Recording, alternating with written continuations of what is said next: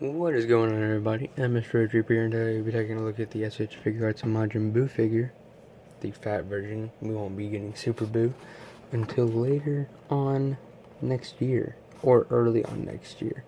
I don't really know. I haven't really seen any pre-orders or anything about him yet. But anyways, we're going to be getting into this review. We'll do a quick review of this figure, because I don't want to spend as much time as I have on actually making this review, because I've had to do so many cuts and whatnot. But anyways, so first thing I would like to talk about is just how gigantic this figure is. It's definitely the second biggest figure in this line, besides the other three Brolys. But this is the second biggest figure in this line. It's fat, it's massive, it's showing you, hey, I'm Majin Buu. It's probably the biggest thing going to be on your Majin Buu shelf, or your shelf in general, if you don't have a Broly. In my case, I do not have a Broly. But anyways, let's get into the detail about this figure and check it out. So, you can see his eyes right there in his mouth. Pretty sure they're all sculpted. I can't really feel any flat surfaces on them. And then you have him blushing, which they did this part of the face really nice. And then the ears, for the ears, they kind of messed up the little paint mess ups right there, because you can see a little bit of pink inside there. Then you have all these dots on his head, or the holes for his steam holes and whatnot. And then you have the top antenna that's very flimsy. This whole head is a rubbery type plastic. So basically, your Majin Buu dreams are coming to life with him just being squishy. Wouldn't say that about the rest of the figure, but the head, yes, it's squishy. And then you get down to the cape / blanket. So this is what it looks like. There is like a little bit of shading out through here, which is nice, and appreciate it on Tamashii part. And then you have the vest, which is a black and the gold, and it mixes in very, very well. There's no paint mess ups on the vest at all. And then you have the pot belly Majin Buu. There's a little bit of I'd say it's hot pink, but I'm not very sure. Yeah, it's a little bit of hot pink down through here. And then you have like a pinkish, like a lightish pinkish color out through the whole skin color, or marshmallow color. But then you get down to the pants. The pants are baggy. They look like a diaper, which is really good. I've always liked this concept of Majin Buu. But I like how the waistband is kind of tucked into the pants, if you can see that. And then I like the gold and then the M for the Majin symbol. There is a little bit of paint mess up right there, just in that corner of the M. You couldn't notice it from far away, but if you're looking at it like I am, you could probably see it. And there is a little bit of shading through the pants. There's like a little bit of blue right there, just in the little places throughout the pants. And then the arms look nice. It is pink skin color, marshmallow color. And then you have the holes right here. This one is off center just a little bit. I don't know about this one. No, these ones are all put together fine. The elbow joint looks really nice on this figure, I do have to admit. And then the gloves look nice. And I always like the idea of Majin Buu having 3 fingers, or the thumb, the index finger, and then the other finger, like the fat one. And then I just like the articulation that they put in here, and the idea that they have for this just singular ball joint. I like that. Good idea for a Majin Buu. And then you get to the legs, and there is just an inch of his legs right there. I don't even know if he has any bigger legs through like the pants or anything. I don't know. That's what always confused me about Majin Buu. Is this just like, does he only have like a foot of legs? You know? But anyways. And then you have the yellow boots right here, which is just yellow boots. There's no shading out throughout it at all, which is okay, I guess. I mean, it would look good. But the detail on this Majin Buu figure does look really nice. It's everything that I'd be hoping for in a Majin Buu figure in general. So, yeah, let's get moving on. So, my biggest complaint about this figure is definitely the cape. I just hate it. How it's split up into 3 parts. They should have just put it up into 1 part, like the Xenoverse figure that we've got. And yeah, sure, I like the cloth on some figures like Mezco, but when it comes to anime or cartoon figures, I'd rather it just be plastic, because it just takes out the anime look to me, you know? But I'm going to go to the articulation now, but just fair warning you, this piece likes to break a lot.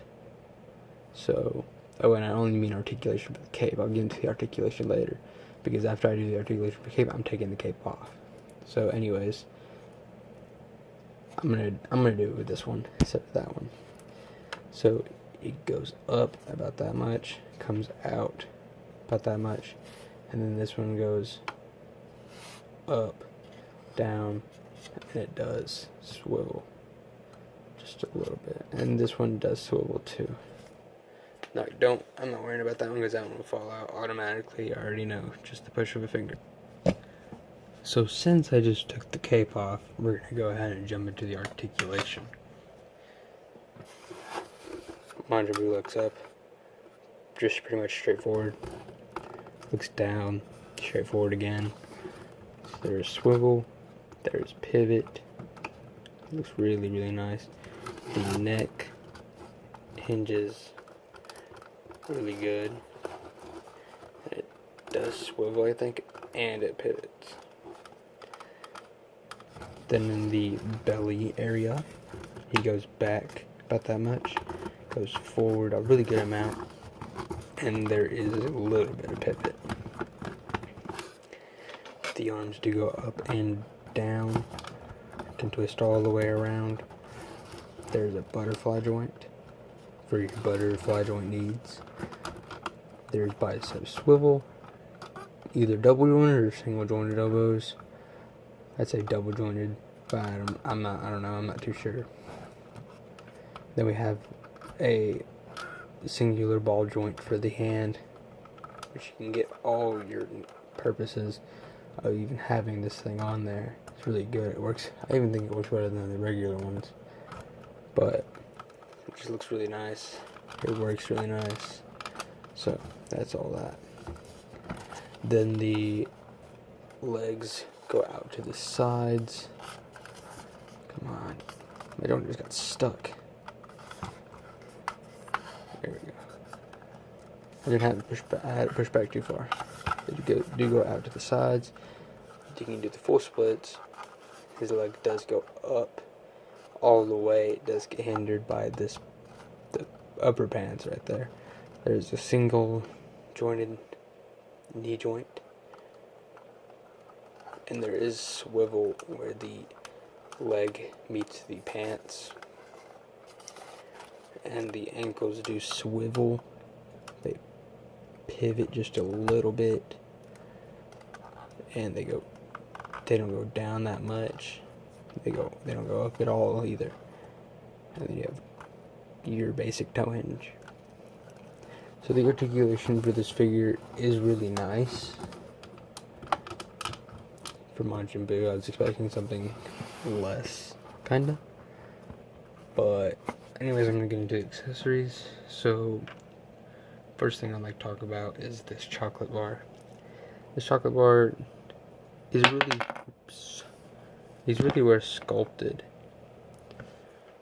As you can see on the back, it's flat, but on the front, you can see the chocolate, which looks really nice. You have the little white wrapping paper, and then you have the paper unfolding, and you can see Majin Buu took a little bite out of there. Maybe this is Bulma. Who knows? Maybe we just got our first SH Figuarts Bulma, besides the Dragon Ball one. Then next we have the faces. This is the smiling, kind of angry face. I don't know what kind of face this is. The sadistic Majin Buu look. But he's looking straight forward. The paint on the face is done nice and clean. The eyes are even printed, which looks nice. And you can see him blushing a little bit. Then you have the tongue sticking out face, looking like he's about to eat some ice cream or something else. But the tongue is painted really nice, and the inside of his mouth is red. And then you have the blushing, then the eyes are sculpted as well. And the holes look really nice too. And all the faces are squishy, so it's not just one. And then you have the gripping hand for the chocolate bar. And it does grip on very nice. They have nice yellow paint on it. Right here, it does grip on, as you can see. And then next for the accessories, we do have this pointing finger, which is for pointing purposes. Or he's pointing at Goku or pointing at somebody else, I have no idea. Or he could be using one of his little attacks to turn people into candy. Okay, let's get into the height of this figure. This figure stands almost 7 inches to the top of the head, and then all the way to the top he stands 7 inches and a quarter to the top of his antenna.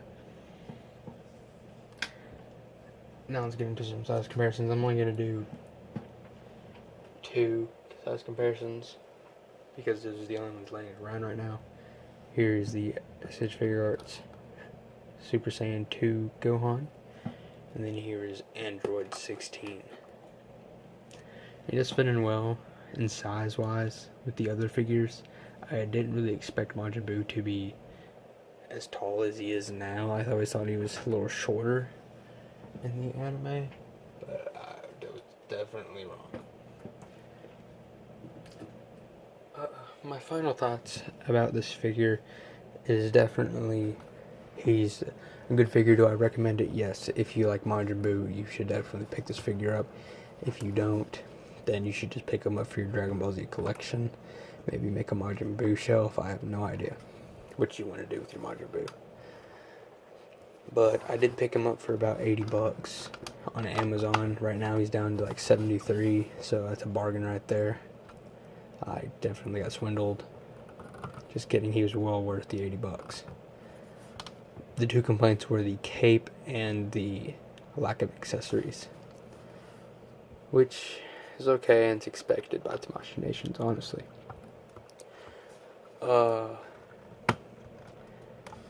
I do recommend this figure, and I hope you enjoyed my review of the SH Figuarts Majin Buu figure. Leave a like and subscribe. Comment down below. I will read your comments. And hope you have a great rest of your day. In the meantime, keep collecting.